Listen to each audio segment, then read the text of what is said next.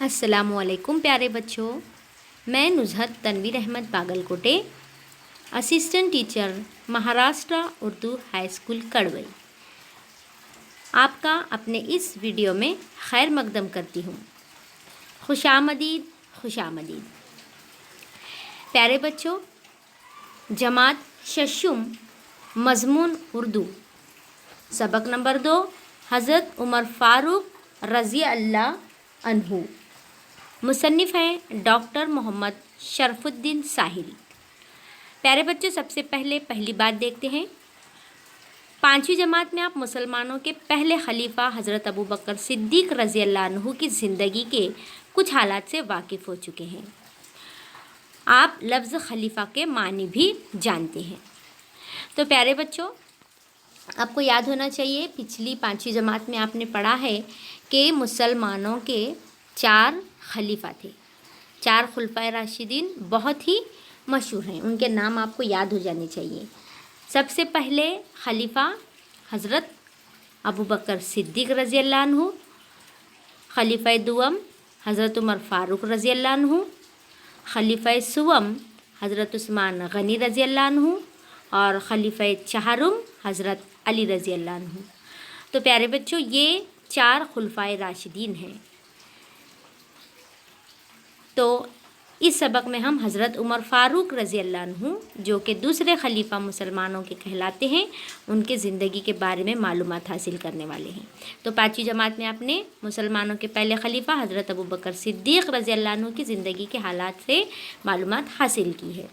اور اس طرح سے اب خلیفہ کا مطلب آپ جانتے ہیں۔ خلیفہ کا مطلب ہوتا ہے خدا کے حکم کے مطابق یا خدا کے قوانین پر عمل کر کے حکومت کرنے والا خلیفہ کہلاتا ہے، یعنی اسلامی حکومت کا بادشاہ خلیفہ۔ یعنی اسلام کے ابتدائی زمانے میں جب مسلمانوں کی تعداد بڑھ رہی تھی اور اسلام ملک عرب سے نکل کر ایران، مصر اور اسپین جیسے دور دراز ملکوں میں پھیل چکا تھا، ایسے حالات میں اسلامی حکومت کو مسلمانوں کے قبضے والے تمام علاقوں میں سنبھالے رکھنا بہت ضروری تھا۔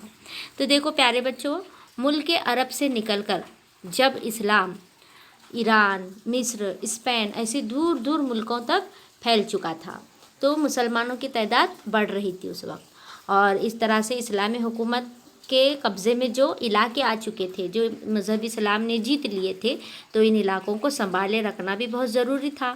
تو اس لیے حکومت کا یہ نظام حضرت محمد صلی اللہ علیہ وسلم کے بعد حضرت ابوبکر رضی اللہ عنہ سے قائم ہوا۔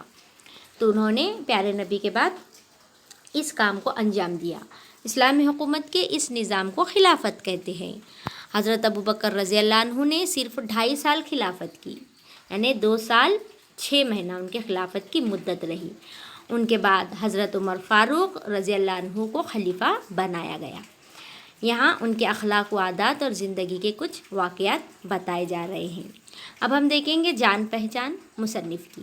اس سبق کے مصنف ڈاکٹر محمد شرف الدین ساحل 2 اگست 1949 کو ناگپور میں پیدا ہوئے۔ کہاں پر؟ ناگپور میں۔ اب آگے اردو، فارسی اور عربی میں انہوں نے ایم اے کرنے کے بعد 2 مرتبہ پی ایچ ڈی کی ڈگریاں حاصل کی۔ دیکھیے، اردو سے انہوں نے اردو، فارسی اور عربی میں ایم اے کرنے کے بعد، ایم اے ایک ڈگری کا نام ہے جسے ماسٹر آف آرٹس کہا جاتا ہے، یعنی 12ویں کے بعد بی اے، ایم اے ایسی ڈگریاں ہوتی ہیں۔ تو انہوں نے اردو، فارسی اور عربی ان لینگویجز میں ایم اے کیا۔ اس کے بعد 2 مرتبہ پی ایچ ڈی کی ڈگری بھی حاصل کی۔ اب پی ایچ ڈی کی ڈگری حاصل کرنے کے بعد جو شخص پی ایچ ڈی کی ڈگری حاصل کر لیتا ہے تو اس کے نام سے پہلے ڈاکٹر لگایا جاتا ہے۔ تو دیکھیے یہاں پر مصنف کے نام کے پہلے، محمد شرف الدین ساحل کے نام کے پہلے کیا لگایا جا رہا ہے؟ ڈاکٹر لگایا جا رہا ہے۔ اس کا مطلب کیا؟ ڈاکٹر یعنی یہاں پر دواخانہ والا، کلینک والا ڈاکٹر نہیں۔ اس کا مطلب کیا؟ انہوں نے پی ایچ ڈی کی ڈگری حاصل کی تھی، اس لیے انہیں نام کے آگے ڈاکٹر لگایا گیا۔ مختلف تعلیمی اداروں میں انہوں نے تدریس کی۔ تدریس کرنا یعنی پڑھانا، جس طرح آپ کے اساتذہ آپ کو پڑھاتے ہیں نا، اسی طرح پڑھانے کے عمل کو تدریس کہتے ہیں۔ تحقیق، تنقید، شاعری جیسی اصناف اور اردو زبان و ادب کی تاریخ میں انہوں نے بہت کام کیا۔ اردو زبان و ادب کی کئی اصناف ہیں، جیسے شاعری ہے، تنقید ہے، تحقیق ہے، تو اس میں انہوں نے بہت کام کیا۔ ان کے موضوعات پر ان کی متعدد تصانیف شائع ہو چکی ہیں۔ ان کی لکھی ہوئی تصانیف، انہوں نے جو کچھ بھی تصنیف کیا ہے اسے شائع کیا گیا ہے۔ انہیں کئی اعزازات یعنی انعامات بھی ملے ہیں۔ تازگی بچوں کے لیے لکھی گئی ان کی نظموں کا مجموعہ ہے، جو بچوں کے لیے لکھا ہے، اس کا نام ہے تازگی۔ آئیے سبق شروع کرتے ہیں۔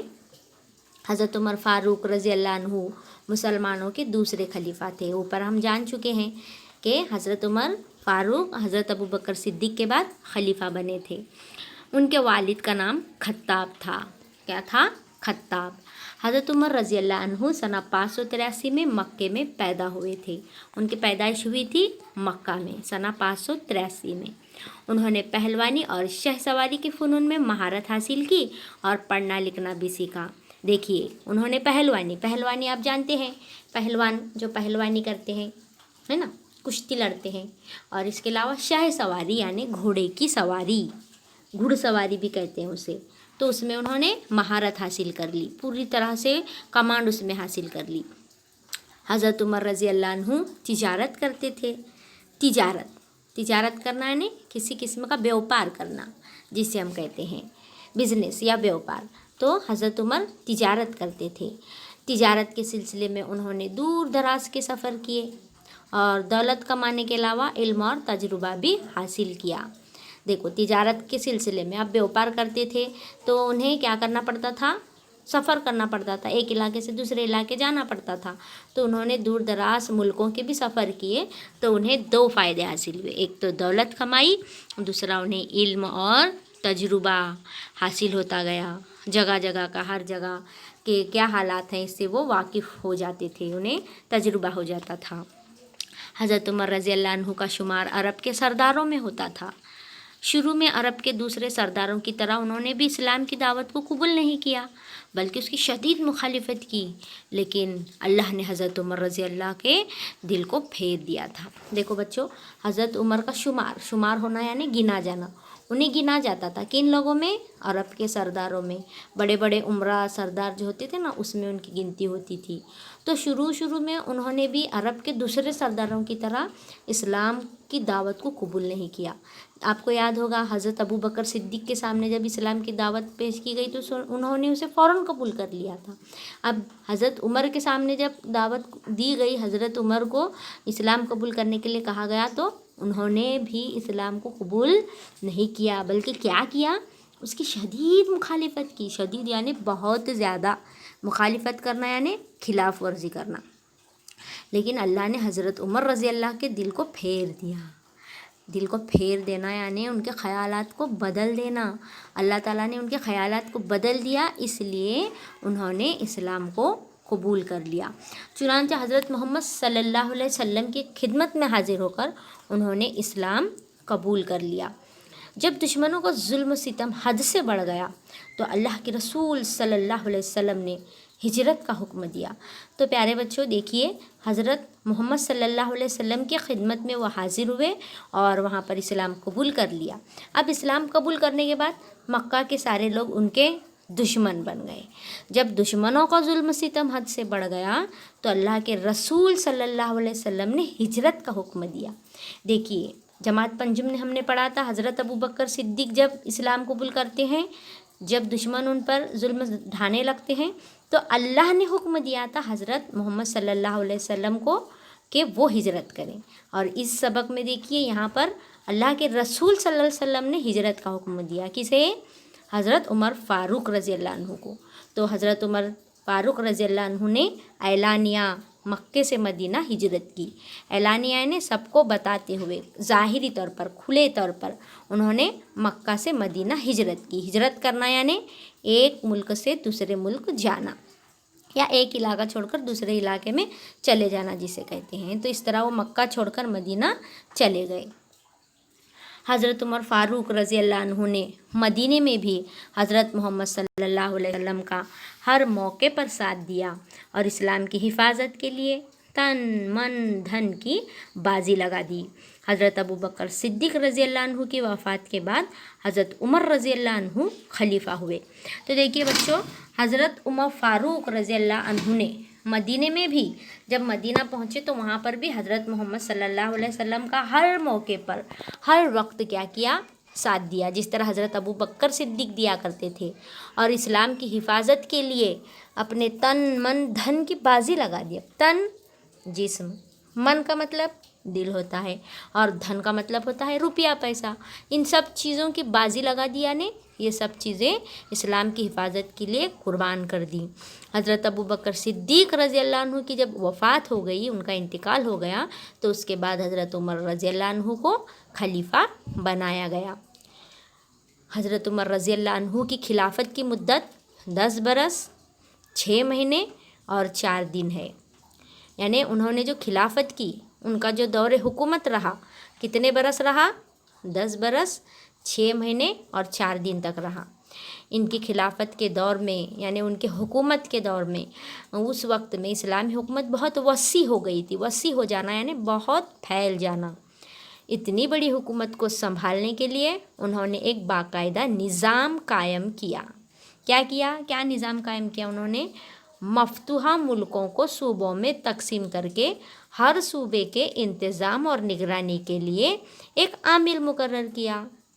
मफ्तूहा मुल्क का मतलब होता है जीते हुए, जिन पर हमने फतेह पाई हो, ऐसे मुल्कों को सूबों में तकसीम किया। सूबा यानी रियासत, मुल्क की तकसीम हुई रियासत में, और हर रियासत के इंतज़ाम और निगरानी के लिए एक आमिल मुकर्रर किया। आमिल यानी उसका एक रखवाला जिसे हम कहेंगे, जो उसकी निगरानी कर सके, ऐसा एक आमिल मुकर्रर किया। बैतुल माल, अदालत, आबपाशी, फ़ौज और पुलिस के महकमे कायम किए। अब बैतुल माल, आप जानते हैं बैतुल माल का मतलब होता है इस्लामी हुकूमत का ख़ज़ाना, जिसमें गरीबों का ज़्यादातर हिस्सा होता है, जिसमें अनाज, गल्ला, रुपया, पैसा, जानवर सब कुछ रखे जाते हैं ताकि वहाँ से गरीबों की मदद की जा सके। तो उसे कहते हैं बैतुल माल। जिस तरह बैंक होती है ना, वैसे बैतुल माल इस्लामी हुकूमत की बैंक, इस्लामी हुकूमत का ख़ज़ाना जिसमें रखा जाता था। तो सबसे पहले बैतुल माल हज़रत अबू बकर सिद्दीक़ ने कायम किया था। तो उसी उन्होंने भी क्या किया, हज़रत उमर फ़ारूक ने भी बैतुल माल कायम किया। अदालत, जहाँ पर अदल इंसाफ़ होता है, जिसे हम कोर्ट कहते हैं, वो उन्होंने बनाई। उसके बाद आबपाशी का मतलब होता है फसलों को पानी पहुँचाना। जहाँ पर ज़्यादा बारिश नहीं होती तो वहाँ पर नहरों के ज़रिए फसलों को पानी पहुँचाया जाता है, तो उसे आबपाशी कहते हैं। फ़ौज और पुलिस के महकमे कायम किए। महकमे यानी अलग अलग हिस्से, डिपार्टमेंट जिसे कहेंगे। ये सारी चीज़ें उन्होंने अपनी हुकूमत में कायम की। शहर आबाद करवाए, नए नए शहर उन्होंने आबाद करवाए। नहरें खुदवाई ताकि पानी का मौसर इंतज़ाम हो सके। मेहमान खाने तामीर करवाए, यानी अगर उनकी हुकूमत में कोई मेहमान आ जाए तो उन्हें रहने का इंतज़ाम करने के लिए उन्होंने मेहमान खाने बनवाए। फ़ौजी छावनियाँ बनवाई। अब फ़ौजी छावनियों का मतलब होता है जहाँ फ़ौजियों को रखा जाता है, जहाँ फ़ौजी रहते हैं, ट्रेनिंग लेते हैं, तो इस जगह को फ़ौजी छावनी कहा जाता है। जेल खाने बनवाए। अब देखो प्यारे बच्चों, अगर कोई मुजरिम है, कोई जुर्म कर रहा है, तो उसे सज़ा देने के लिए उन्होंने जेल खाने भी तामीर करवाए। मर्दमशुमारी करवाई। अब मर्दमशुमारी करवाना यानी अपने इलाके में या उनकी हुकूमत में कितने लोग हैं ये गिनना, उसे कहते हैं मर्दमशुमारी करना। और मकातिब कायम किए। मकतब की जमा है मकातिब। मकतब का मतलब होता है मदरसा, तो बहुत सारे मदरसे भी उन्होंने कायम किए। और हज़रत उमर रज़ी अल्लाह अन्हु की हिदायत पर, उनकी सलाह से, उनके मशवरे से, उनकी राय के बाद हिजरत के वाक़ये को बुनियाद बनाकर, किसकी हिजरत यहाँ पर? हज़रत मोहम्मद सल्लल्लाहु अलैहि वसल्लम की। जो हज़रत अबू बकर के साथ उन्होंने हिजरत की थी ना, मक्का छोड़कर मदीना चले गए थे, उस वाक़ये को बुनियाद बनाकर ही हिजरी कैलेंडर की इब्तिदा की गई, यानी वहाँ से हिजरी कैलेंडर शुरू हो गया। तो प्यारे बच्चों, अगला सबक, आगे का सबक हम नेक्स्ट वीडियो में देखेंगे। तब तक के लिए सबक को अच्छे से पढ़ लीजिए।